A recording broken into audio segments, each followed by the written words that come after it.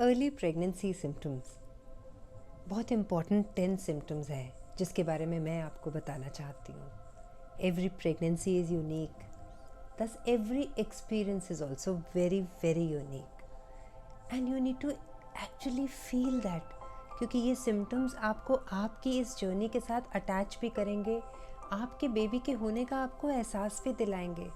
तो क्यों हम इन छोटे छोटे सिम्टम्स से इतनी वरी करें, बिकॉज हमें पता है ये तो नेचुरल है और ये तो होने ही हैं.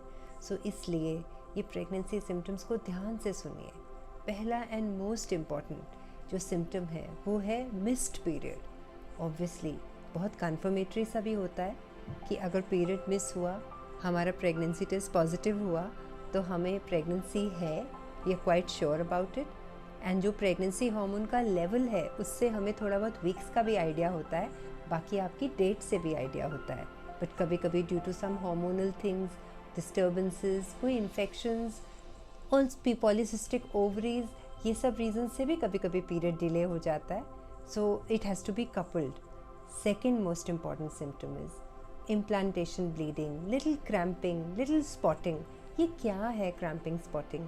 जनरली आपकी फर्टिलाइजेशन के 6 to 12 डेज़ के बाद होती है ये, और सबको नहीं होती, हो सकती है. वो बिल्कुल सेफ़ है, लाइट पिंकिश कलर की होती है, मिनिमल स्टेनिंग करती है, so you don't have to worry about it.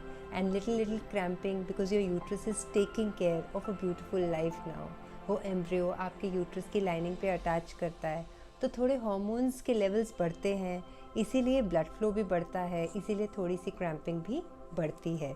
So that's also one very important sign. Third important sign, breast changes. They become a little sore, they become a little heavy because आपका breast prepare कर रहा है आपके baby को nurture करने के लिए, nourish करने के लिए.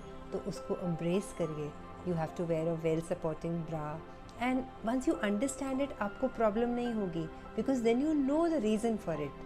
Fourth important thing क्या है? Backache, headaches. ये भी कभी कभी बहुत कॉमन है. क्यों?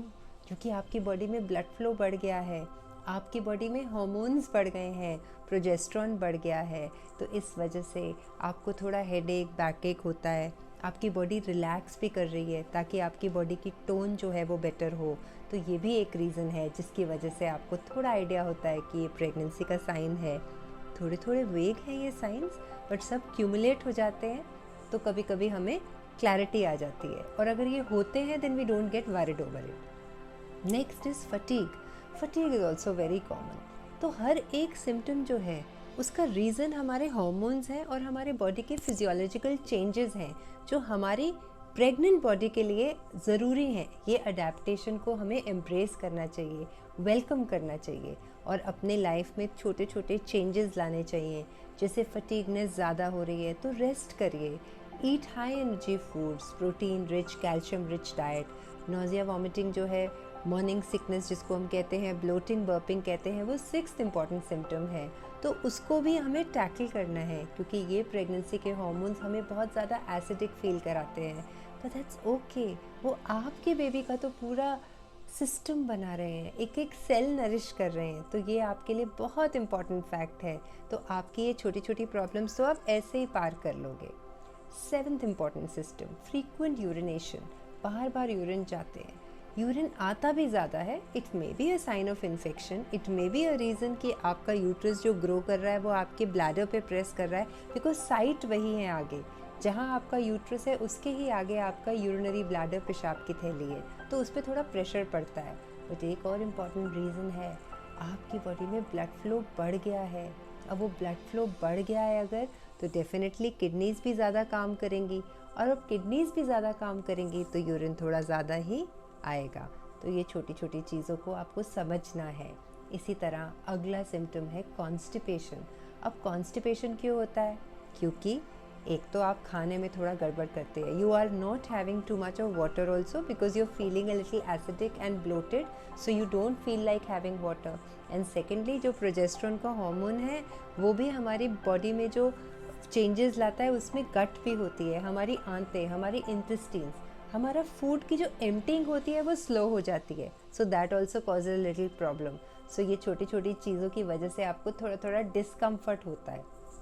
अब और आपको क्या क्या सिम्टम्स होते हैं, ये सारे प्रेगनेंसी के जो सिम्टम्स हैं इन सब को आपको थोड़ा थोड़ा समझना है, एक्सेप्ट करना है, अपनी रेस्ट और स्लीप पे वर्क करना है, और आपको बहुत ही हैप्पी और हेल्दी प्रेगनेंसी को इनवाइट करना है अपने जीवन में। तो धीरे धीरे आगे जाएंगे। तो प्रेगनेंसी ग्लो भी एक साइन ऑफ प्रेगनेंसी है, ये भी इम्पॉर्टेंट है, बट वो थोड़ा सा लेट आता है अराउंड 12-13 वीक्स में, जब आपके हार्मोन्स जो हैं एक अच्छे बैलेंस में आ जाते हैं। बट ये छोटा छोटा जो प्रॉब्लम है, छोटा छोटा जो चेंज है, इसको आप बहुत अच्छे से हैप्पीली एम्ब्रेस करिए। आप अपने आप को अच्छी डाइट दीजिए, वाटर बहुत लीजिए, फाइबर बहुत लीजिए, माइंड के लिए प्राणायाम कीजिए, आपकी एनर्जी बॉडी को नरिश करिए ऑक्सीजन से। तो ये जो अर्ली प्रेगनेंसी सिम्टम्स हैं, इसको आपको बहुत अच्छी फीलिंग आएगी, और ये सारी कॉम्प्लिकेशंस जो आपके साथ होती भी हैं उनको आप नलिफाई कर सकेंगे, क्योंकि ये आपके बेबी को ग्रो करा रहे हैं, आपकी बॉडी में ये थोड़े से सिम्टम्स दे रहे हैं। Otherwise it is a very very blissful phase where you are inviting your virtue baby into your life.